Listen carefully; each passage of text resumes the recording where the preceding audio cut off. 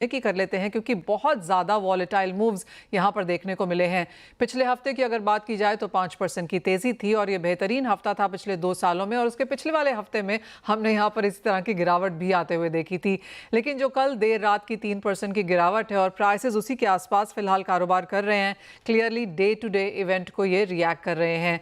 सुरेंद्र जी नमस्कार, कैसे देखते हैं आप सबसे पहले तो इस तरह के वॉलेटाइल मूव्स, और क्या ये एक नॉर्म बनते हुए नजर आ रहे हैं, और क्या हमें तैयार रहना चाहिए कि 2025 में भी इसी तरह की वॉलेटिलिटी के साथ जीना पड़ेगा?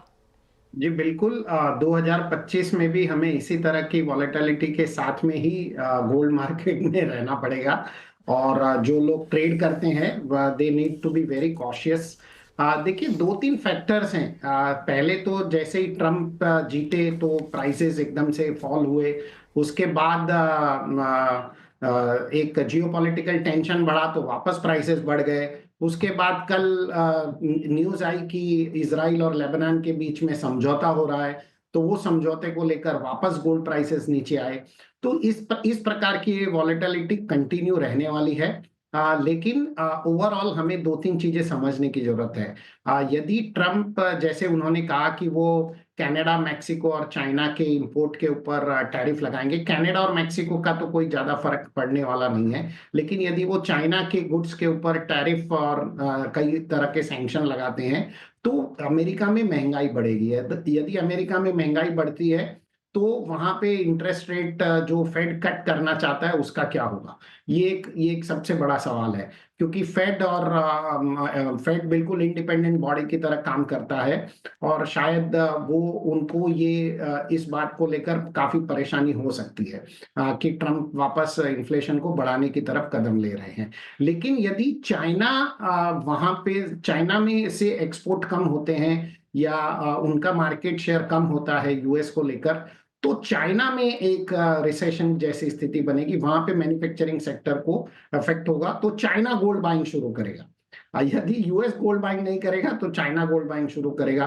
तो ये स्थिति बनी रहने वाली है। यूएस का डेट आज भी 34 ट्रिलियन 35 ट्रिलियन के आसपास है। उनका रेवेन्यू 4 ट्रिलियन से ज्यादा नहीं है। उनके ईयरली एक्सपेंसेस 6.75 ट्रिलियन से ज्यादा ऊपर है। तो ईयर ऑन ईयर बेसिस उनके डेट तो बढ़ने ही वाले हैं।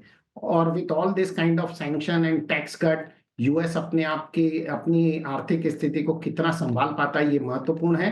फिलहाल शॉर्ट टर्म में बहुत ही कॉशियस रहने की जरूरत है। मेरे हिसाब से जो फर्स्ट सपोर्ट लेवल है वो स्पॉट मार्केट में $2595 का रह सकता है, और सेकेंड सपोर्ट लेवल $2524 का रहेगा। यदि $2524 के नीचे स्पॉट मार्केट में गोल्ड जाता है तो हमें वहां से कम 150 से 200 पॉइंट की और मंदी नजर आ सकती है। लेकिन ये $2524 का जो पॉइंट है वो सबसे इंपॉर्टेंट पॉइंट है, उसे क्लोजली वॉच करें। एब्सोल्युटली। अगर आपको बता दें, अगर पिछले 4 साल देखे जाएं तो हम हायर हाइज और हायर लोज बनाते हुए नजर आए हैं। तो अगर इस साल के खत्म होने से पहले हम 2500 और 2450 तक आते हैं तो भी हमारे हायर हाइज यहाँ पर इंटैक्ट रहेंगे, क्योंकि इस साल का लो 2000 के नीचे का है और हाई ऑफ कोर्स हमने ऑलमोस्ट 2800 तक के आते हुए देखे हैं। अब एक घरेलू बाजार की तरफ यहाँ पर आ जाते हैं, लेकिन उससे भी पहले सुरेंद्र जी, जैसे आपने कहा कि 2500 तक के लेवल्स यहाँ पर उसके आसपास देखने को मिल सकते हैं, लेकिन क्या लॉन्ग टर्म बुल मार्केट जो ट्रेंड है वो क्या इंटैक्ट है? जो ये 3000 और 2900 के लेवल्स हम 2025 के लिए प्रोजेक्ट होता हुआ देख रहे हैं, क्या वो ऑन कोर्स हैं? बिल्कुल, वो बिल्कुल इंटैक्ट है, क्योंकि ओके।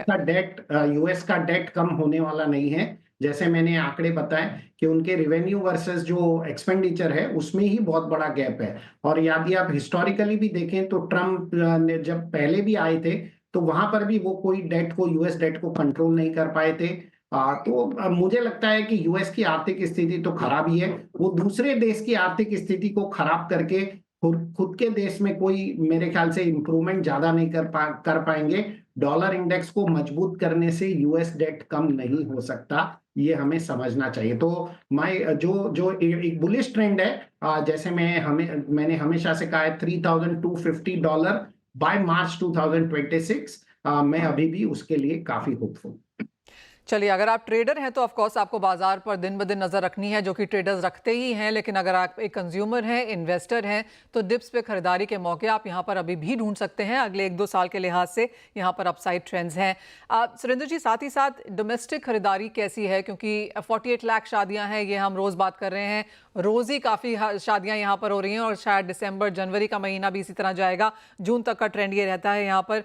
कैसी बाइंग हम यहाँ पर इमर्ज होता हुआ देख रहे हैं? Well, thanks to India's population और यंगर पॉपुलेशन इतनी ज्यादा है कि ये शादियां तो मेरे ख्याल से अगले 10-15 साल तक इसी प्रकार से हम लोग एक साल में 1-1 करोड़ शादी देखेंगे और एक एक सीजन में लगभग 50 लाख के आसपास मैरिज देखेंगे।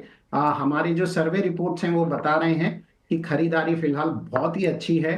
लोग मार्केट में आ रहे हैं और हर डिप पे लोग ज्वेलरी खरीद रहे हैं, गोल्ड खरीद रहे हैं, इन्वेस्टर भी खरीद रहे हैं, कंज्यूमर भी खरीद रहे हैं। ये बहुत अच्छा ट्रेंड है। भारतीय बाजारों में ये ट्रेंड दिखा नहीं है और खास तौर पर जो सरकार ने भी एक बोनाजा दिया था ड्यूटी कट के बाद में, तो बेहतरीन माहौल है।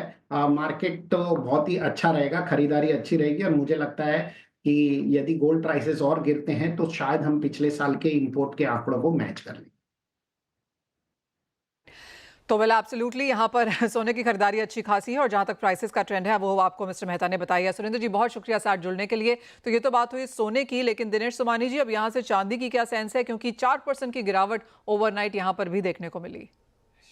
जी बिल्कुल मनीषा जी, गोल्ड और सिल्वर अगर हम दोनों को देखते हैं तो गोल्ड ऊपर में 79,700 जाकर 73,300 आया, फिर दोबारा 77,700 गया, मतलब 6,500 गिरकर 4,000 रुपए बढ़ चुका है और अभी भी 75,200-300 के आसपास ट्रेड कर रहा है।